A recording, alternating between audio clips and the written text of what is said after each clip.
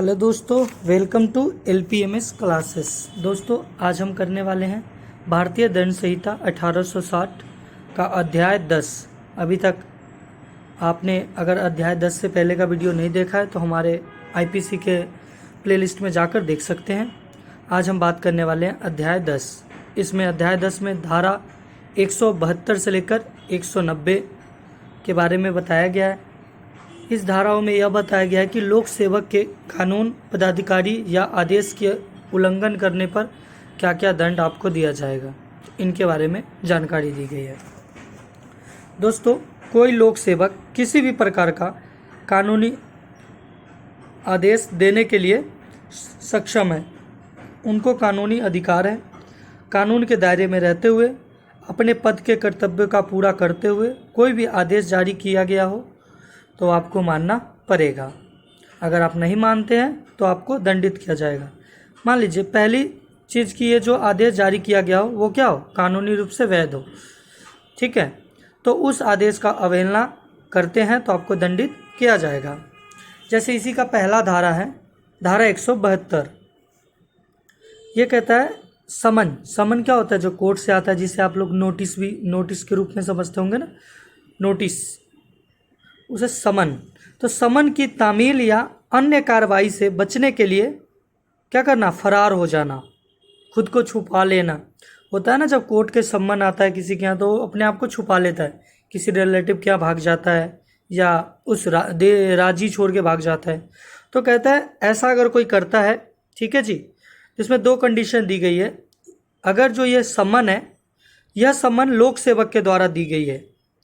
लोक सेवक का मतलब जो पुलिस अधिकारी हो गए हैं ना, तो अगर उनके द्वारा अगर दे गई है नोटिस कि आपको समन दी गई कि आपको यहाँ पे उपस्थित होना है और आप भाग रहे हो, ठीक है जी, भाग गए हो, छुप गए हो, तो आपको जो सज़ा दी जाएगी 1 मंथ की सज़ा है, जो सादा कारावास होगा और 500 रुपये का जुर्माना। ठीक है जी।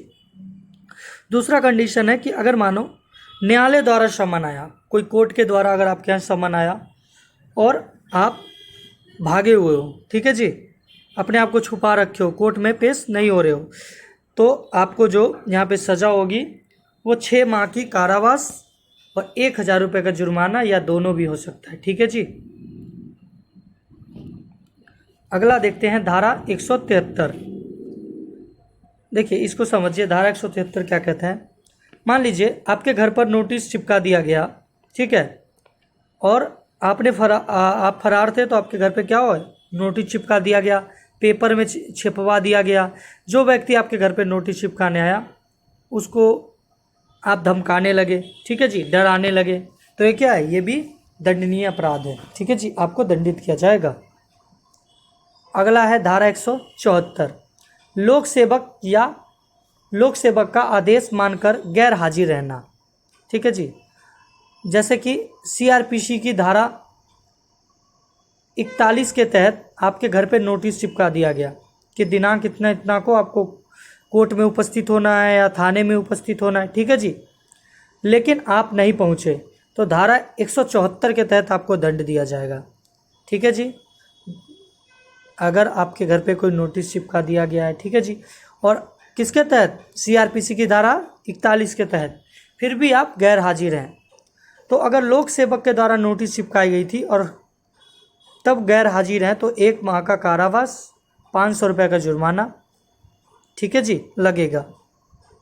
मानिए किसी न्यायालय के द्वारा ये CRPC की धारा 141 के तहत आपके घर पर नोटिस चिपकाई गई थी, फिर भी आप कोर्ट में नहीं पहुंच पाते हैं, भागे रहते हैं, तो आपको जो दंड दिया जाएगा वो 6 माह का कारावास और 1000 रुपये या दोनों भी दिया जा सकता है। ठीक है जी।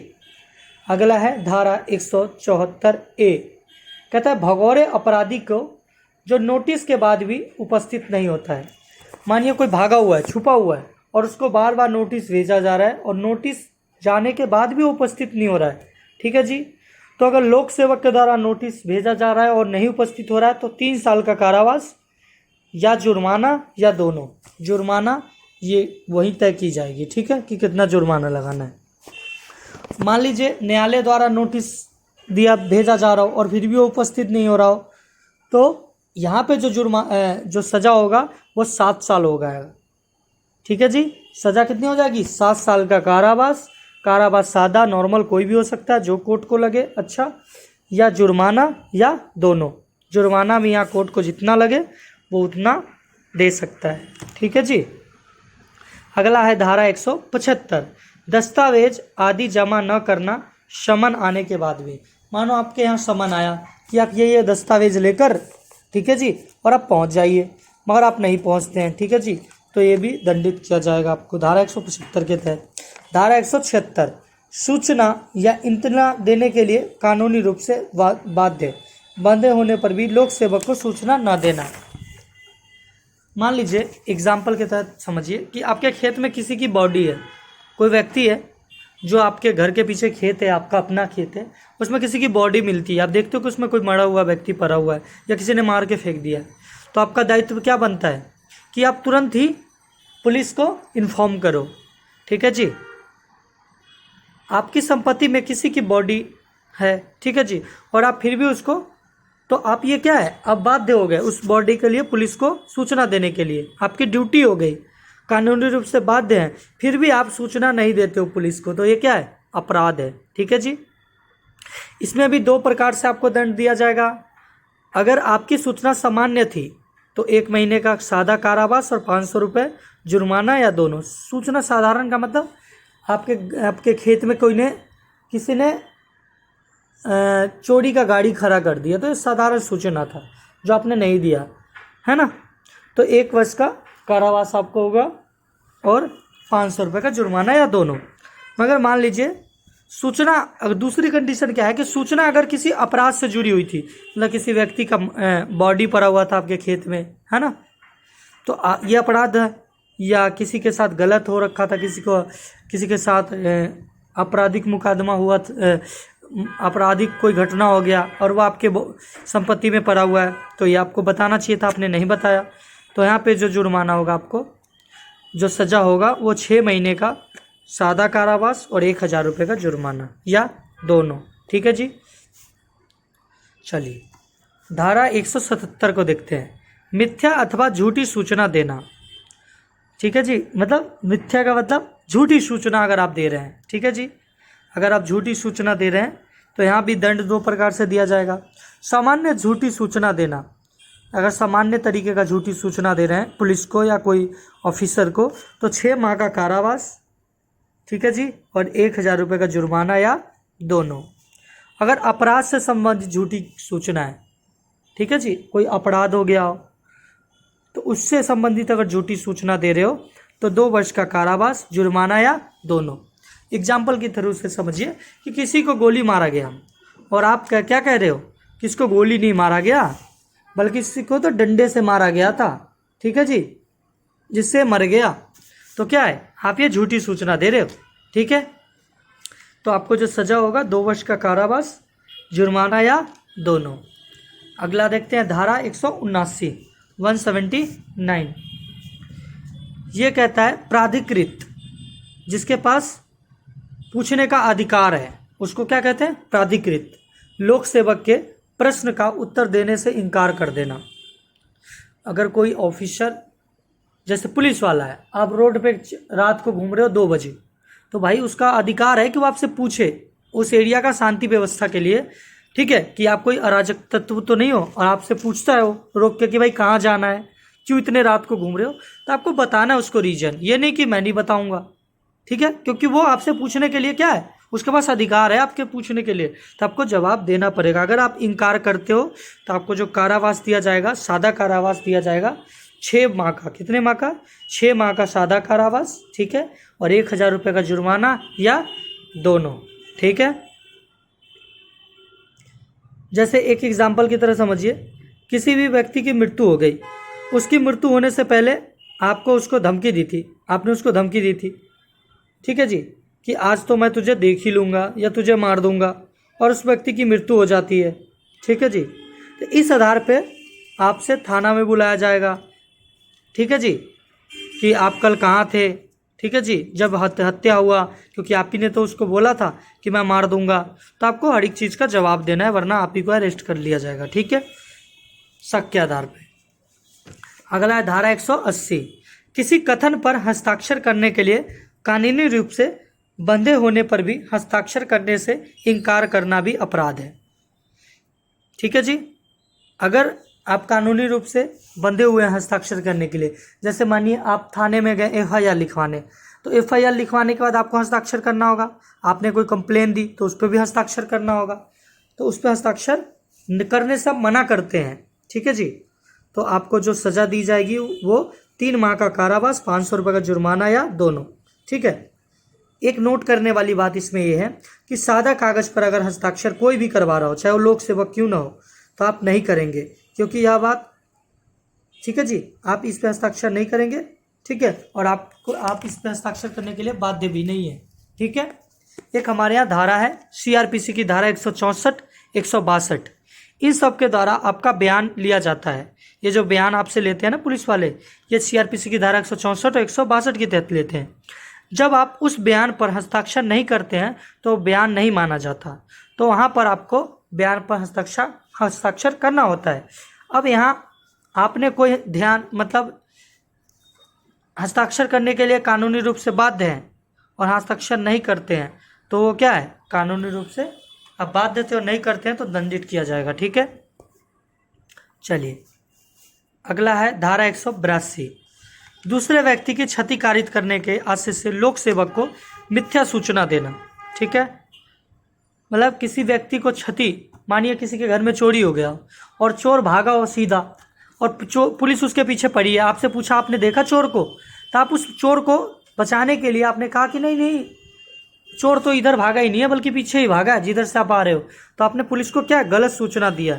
तो इस आधार पे आपको 6 माह का कारावास, 1000 रुपये का जुर्माना, कारावास सादा या कठोर कोई भी हो सकता है, जो न्यायालय को अच्छा लगे, जुर्माना या दोनों। ठीक है।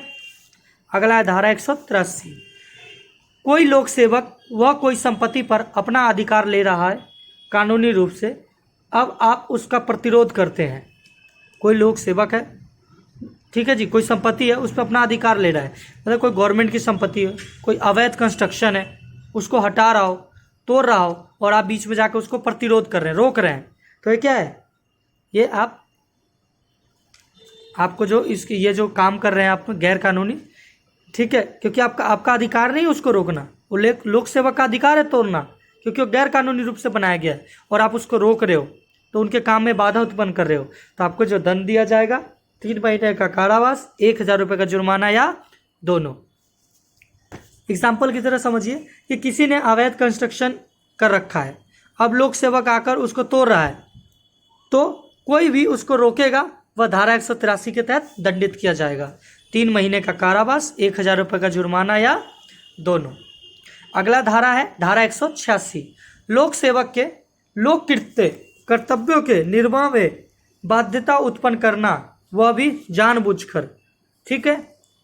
इसका कहने का मतलब क्या है जी, तो एग्जाम्पल से समझिए कि पुलिस ने किसी को गिरफ्तार करने आया था, अब सब लोग मिलकर विरोध करने लगे, ठीक है जी, जिससे वो व्यक्ति भाग निकला या उसको गिरफ्तार करने में दिक्कतें उत्पन्न हुई, तो इसके जो आपको जो दोषी ठहराया जाएगा वो धारा 186 के तहत आपको दोषी ठहराया जाएगा, और दंड कितने महीने की दी जाएगी, 3 माह का कारावास, 1000 रुपये का जुर्माना या दोनों।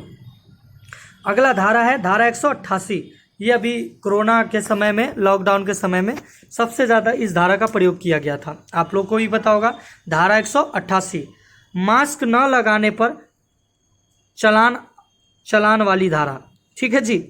लोक सेवक के कानूनी आदेश की अवमानना करना, मतलब कि मान लीजिए कि किसी लोक सेवक या डीएम ने यह अपने ज़िले के लिए एक नियम बनाया, ठीक है जी, कि भाई जितने भी व्यक्ति हैं इस ज़िले में सबको मास्क लगाना अनिवार्य है, और आप मास्क नहीं लगा रहे हो, ठीक है जी, आप उस व्यक्ति की उस जो डीएम है, अधिकारी है, उसकी बात नहीं मान रहे हो, ठीक है, तो आपको जो सज़ा दी जाएगी 1 माह का कारावास, 200 रुपये का जुर्माना। ठीक है जी।